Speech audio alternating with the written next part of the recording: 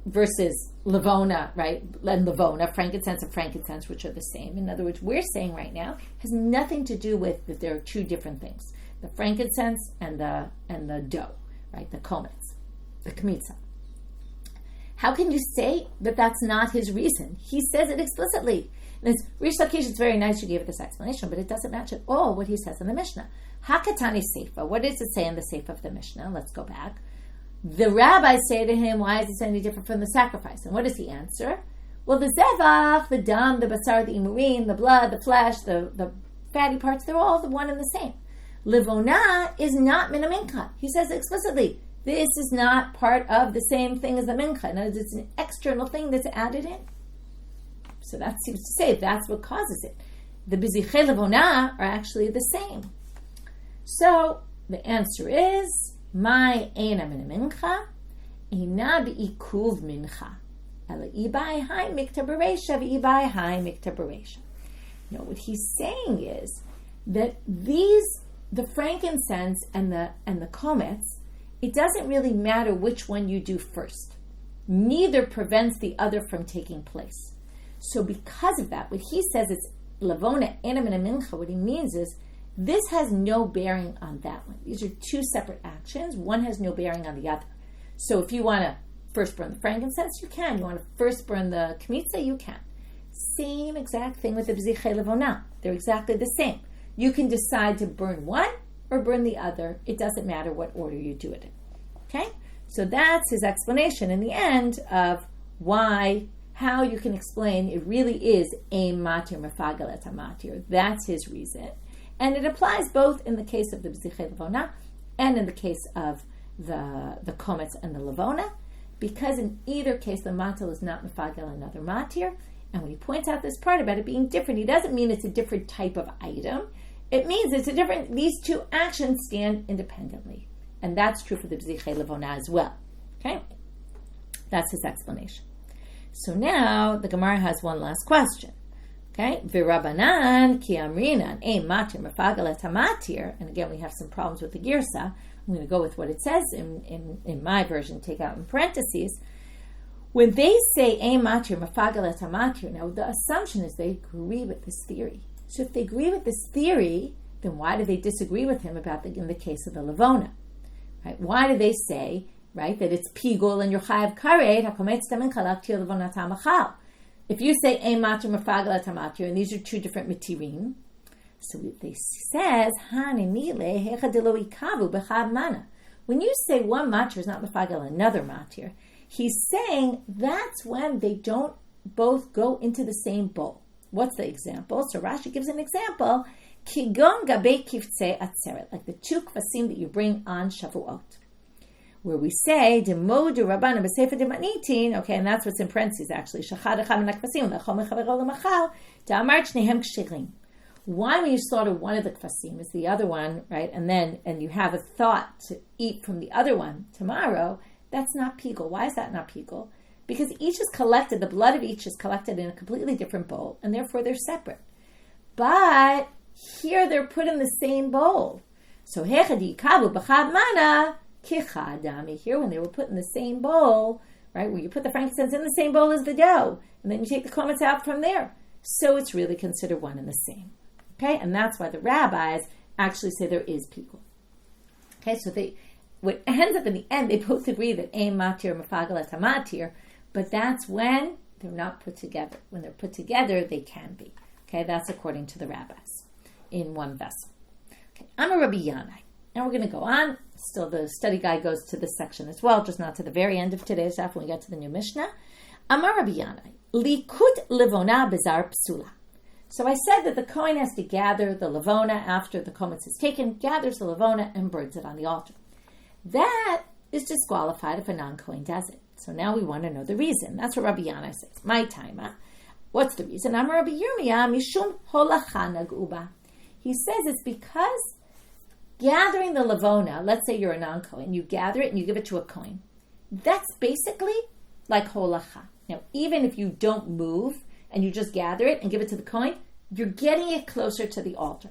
So even without moving, it's like holacha. And once we say holacha, what did we learn? all the 4 avodot, which we're going to go through them soon. I'll show you on the sheet. Kometz, notem bekli, right, to take the komets out, to put it in the vessel, to be molich, to walk it to the altar, and to be matir, to burn. All those are the 4 major actions. You do them with a machshava, shelo, right, pigul machshava, you're going to ruin it. So now, or any other thing you do, right, we're actually out of pigul here. Here we're talking about a Kohen has to do all the 4 actions, not a non-Kohen.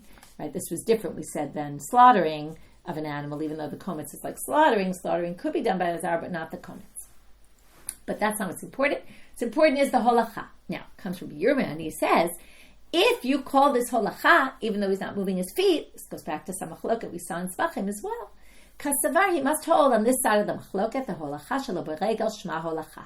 The getting something closer to the altar without actually moving your feet is still called walking it, okay? It's actually hard to call it walking because, right, holacha is to pass it even, to get it closer without actually having to move your feet. And holacha bizar is psula. Once you call it holacha bizar is disqualified.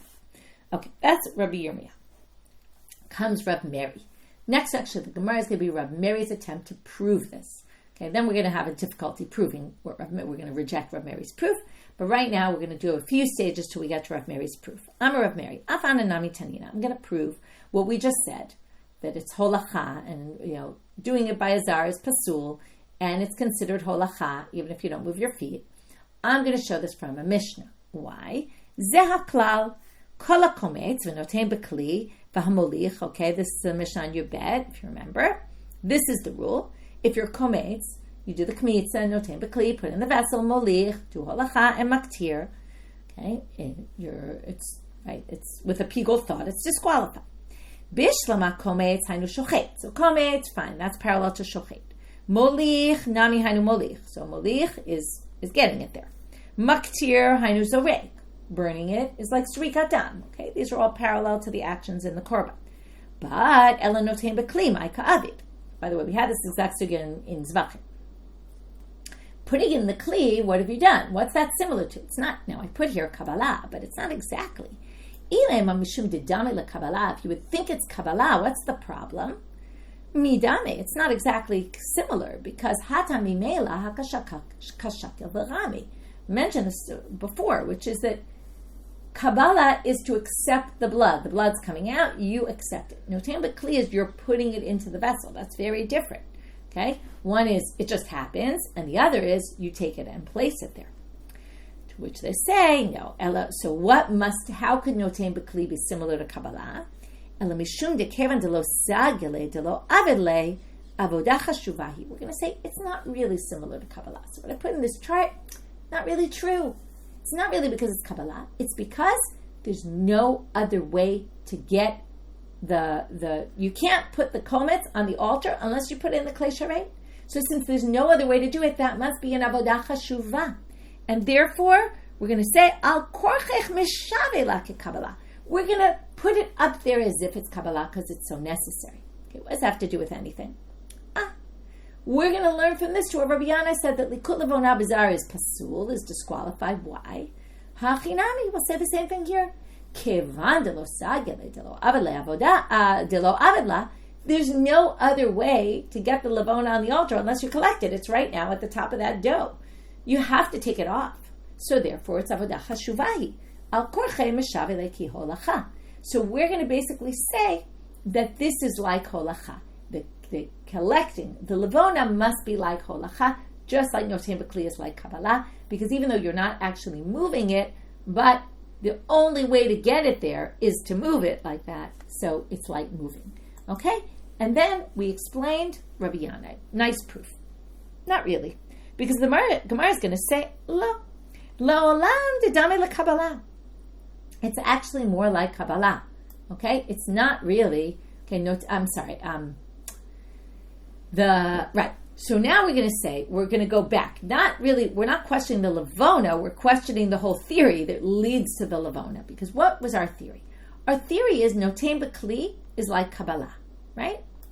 And then from there we got to, why can't it be done by Azar? Because it's not really Kabbalah, but it's completely necessary. Same thing with the likut levona. It's completely necessary, So we're going to say it's like holacha, even if it's not really, and that's why it has to be done by a kohen only.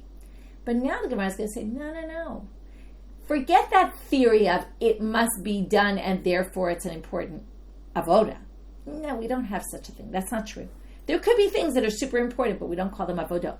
It really has to be, the likut levona has to be similar to one of these things, and it's not really holacha, because you're not really moving, you're just picking it up. So he's going to say the following. Why is noten b'kli like Kabbalah? Not because it has to be done. There's no other way to do it.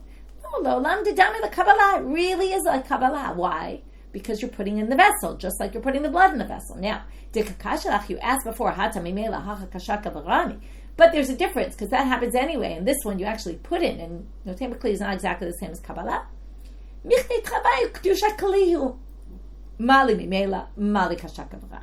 In the end, it's all about sanctified vessels, right? In the end, you put it in a sanctified vessel. What's the difference? If you did it purposefully, right?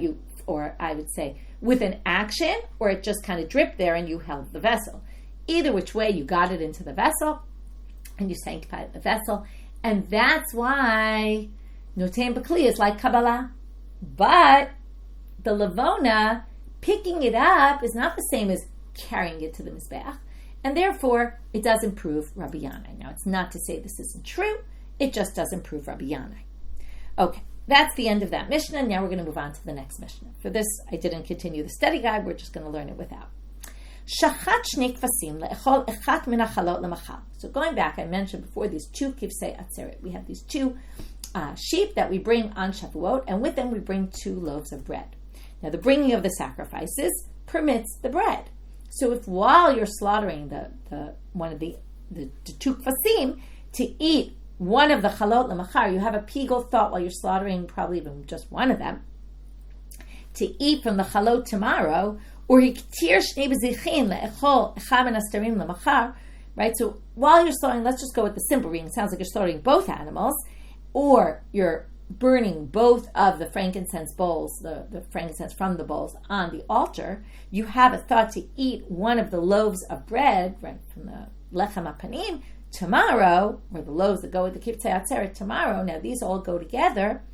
Well, what are we going to say here? Rabbi Yosi omer, oto achala ve'oto aseder shechishev alav, pigul v'chayvim alav karet. He says, look, that matirs that. So yes, if while you're doing the matir, you have a pigul thought to disqualify what is then permitted to eat, and you have a thought that you're going to eat it in the wrong time, it disqualifies that one.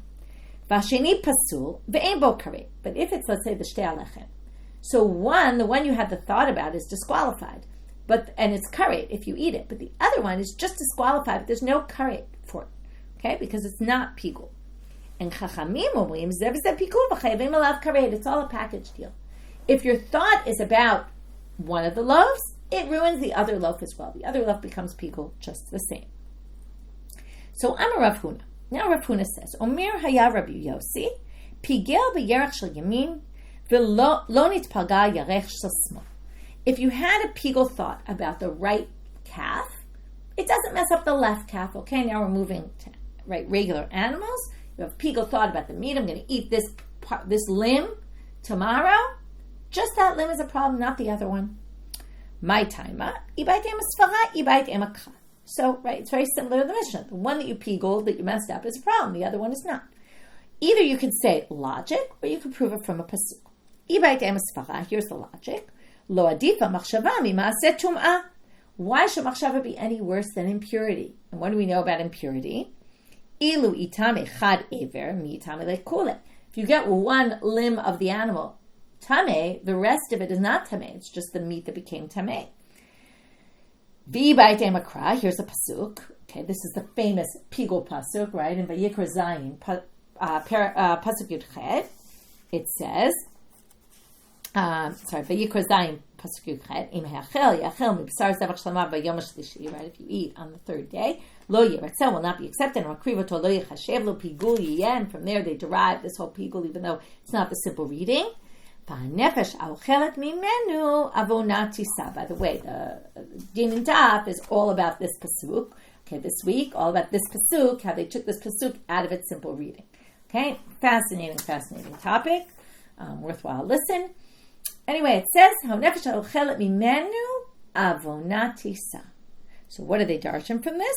Mimenu velo mechavero. If you eat from it always means not the whole thing, just the part that became disqualified. Okay, so we have logic and we have a pasuk. We're going to end with just the beginning of this question. We're not going to really understand the whole question yet. We're just going to start. So I don't not finish the daf, but we'll get close. Eitive Rav Nachman le Rav Huna. So now Rav Nachman comes and questions Rav Huna, who basically said that in the calf, right? Rabbi Yosi would say just the calf that you had thought about, not the other one. So he says, Rav Nachman says to Rav Huna, La'olam ein bo kavet ad shifagel b'shtehen b'kazayit. B'shtehen in, be'echa mehem lo. Okay, the context of this, okay, this is, right, the context of this is, right, about the shtei alechem, okay? Now, he says there's a braita about the same thing about our Mishnah. There's not karet in one bread unless you have b'shtein b'kazayit. B'shtein in, be'echa mehem lo. Okay, so now why does this contradict Rabbi Yosi? We don't really know yet, but the Gemara is going to say mani, or Rav Nachman is going to say ilema Rabbanan. If you're going to say it's the rabbi's position, afilu be'echat mehem nami, even one of them, it's not going to be ruined. In other words, what does it say here? Ein bo karet ad shifagel b'shtehen. Even if you're mafagel one of them, it's not going to be an issue. And therefore, they're going to say elapshita Rabbi Yosi. Okay, we're going to leave this and we're going to come back and start with this in next class, and we're going to understand exactly what this means and how it contradicts. So let's do a quick review of our daf. We started with this contradiction from the Mishnah, right? The inference from our Mishnah, to which we said, oh, well, maybe really our Mishnah is Rabbi Eliezer, and therefore it doesn't contradict the previous Mishnah. Or maybe the inference that you thought is not the right inference, and then eventually actually in that, and then it matches the rabbi's opinion.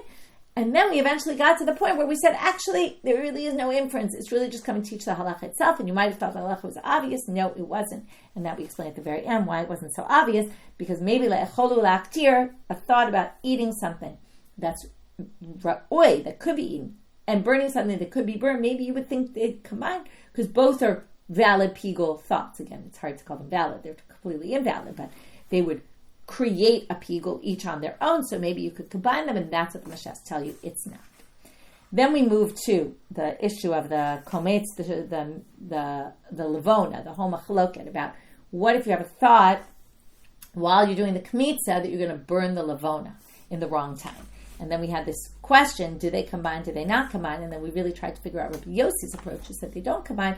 How did that work? In the end, Reish Lakish from the beginning says it's really ein matir mefagel matir. And even though the rabbis agree with that, they say in this case, but they were in the same vessel together, so they're really considered one. But according to Rabbi Yosi, they're really considered two separate things. And then we had to explain why he says it by the bezichei levona. Right? We thought at first it was two of the same. You need two of the same type. That's kind of what it sounded like in the language of the Mishnah. But in the end, we changed that. And then we moved to Rabbi Yanai, who said that the collecting the levona in a zar is disqualified. Only if Kohen can do it. And then we had to prove where he gets it from. Basically, we call it holacha. That's what Rabbi Yirmia said. And then Rabbi Meir tried to prove it, but we showed that Rabbi Meir's proof wasn't really so clear-cut and that you can't necessarily prove it from there. And then we got to the new Mishnah, which basically said that if you slaughter the two kvasim to eat one of the chalot the next day, right, then, or the bezichim to eat one of the starim tomorrow, then actually, according to Rabbi Yosi, just what you said pigul is about is the issue. And according to the rabbis, no, actually both are disqualified. Okay? And both are pigul. Okay, Rabbi Yosi actually said they're both disqualified, but he said only one is really pigul. And then Rav Huna had the halacha that also the same thing would be with the yerach shel yamin, one calf, it wouldn't necessarily mess up the other calf. And he proved it from a pasuk and from logic.